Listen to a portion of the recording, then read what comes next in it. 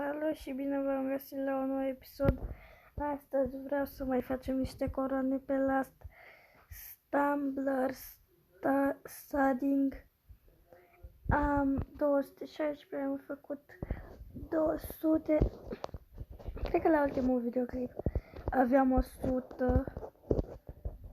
Am făcut 200 și vreau să mai facem niște coroane ca să ajungem cât mai repede la 300. Haide.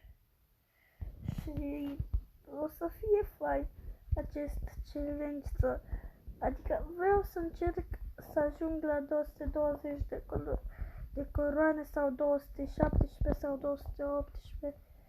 O să fie fain challenge-ul, chiar fain. Acum nu știu cât de greu.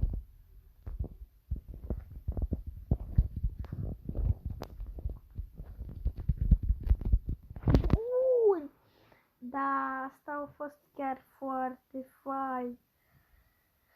Adică nu mă așteptam din primul meci să câștig o coroană. Acum nu o să închei videoclipul pentru că mai vreau să facem coroane. Haide.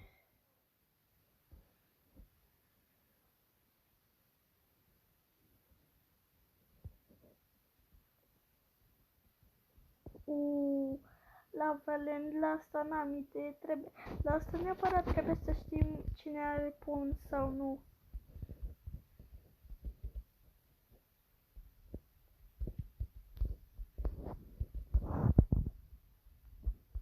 Nu, de asta zic, cine are pumn sau picior. Uite că și ăștia cu picior pot să mă omoare. Era să mor acum că mi-a dat un picior. Bam, i-am dat pumn la unul. A murit. Doamne, de ce mă enervează ăștia cu piciorul. Până acum doar picior mi-a dat. Wow, s-a blocat.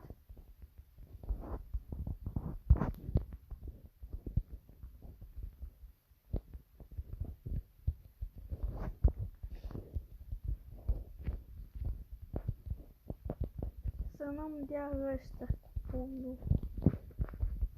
Bum.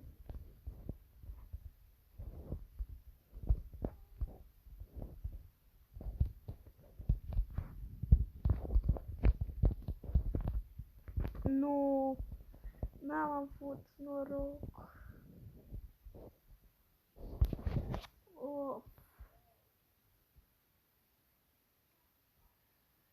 Cred că acesta va fi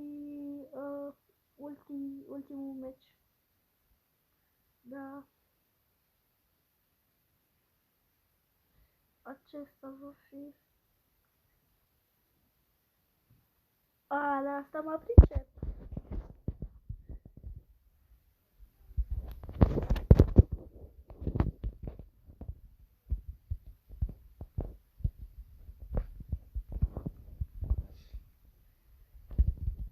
Nu.